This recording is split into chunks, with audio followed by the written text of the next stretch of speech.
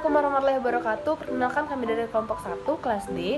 Praktikum biofarmasetika dan farmakokinetika akan menjelaskan praktikum tentang difusi asam salisilat atau natrium salisilat dalam difusi agar, dengan tujuan mengetahui dan memahami proses difusi zat aktif dari sediaan semi kuantitatif dan mengetahui bagaimana proses difusi obat asam salisilat dan natrium salisilat, dan juga mengetahui sifat dari zat aktifnya si asam salisilat ini.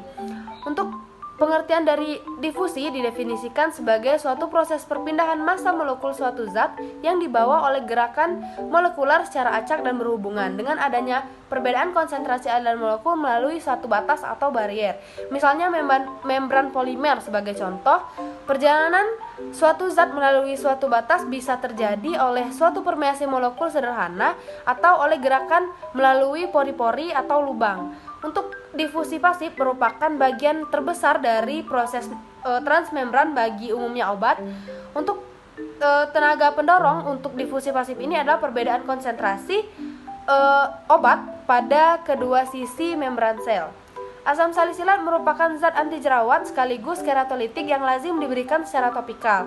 Bekerjanya dengan memecah struktur desmosom pada korneosit dengan cara menghilangkan ikatan kovalen lipid intraseluler di sekitar keratinosit.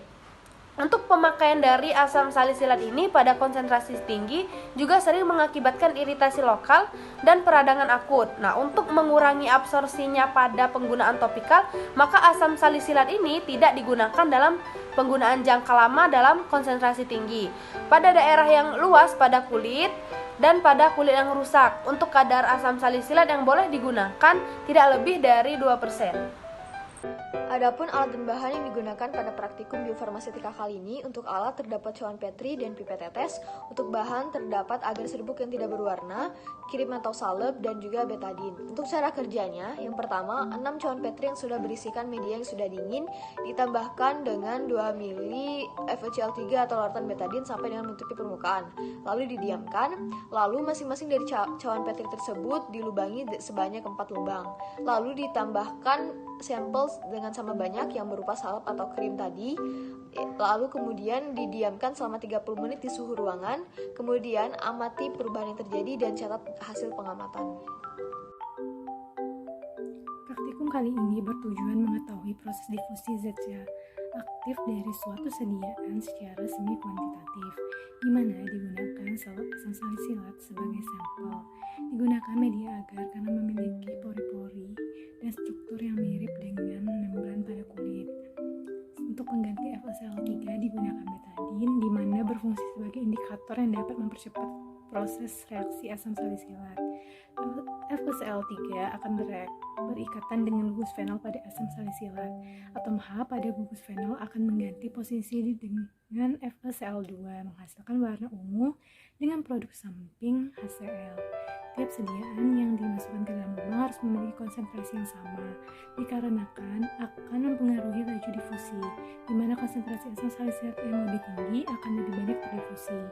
Dari hasil data yang didapat, difusi pada suhu ruang lebih efektif, cepat, dan tinggi konsentrasinya dibanding pada suhu dingin. Dalam kulkas, yang dibuktikan dari diameter yang dihasilkan tiap menitnya dan intensitas warnanya, di mana pada suhu ruang warna ungu lebih gelap dibanding dari suhu dingin. Dapat disimpulkan bahwa semakin tinggi suhu pada penggunaan sediaan, maka akan semakin cepat dan meningkat konsentrasi sediaan yang berdifusi ke dalam membran. Pada praktikum kali ini, yaitu pertama, difusi merupakan suatu proses perpindahan massa molekul suatu zat yang dibawa oleh gerakan molekuler secara acak dan adanya perbedaan konsentrasi dari konsentrasi tinggi ke konsentrasi rendah. Yang kedua, yaitu fungsi dari difusi ini agar zat aktif dari suatu sediaan dapat terlepas dan memberikan efek terapi untuk pengguna atau pasien. Yang ketiga, yaitu faktor yang mempengaruhi laju difusi berupa suhu, ukuran partikel suatu zat, jarak, viskositas, dan jenis sediaan.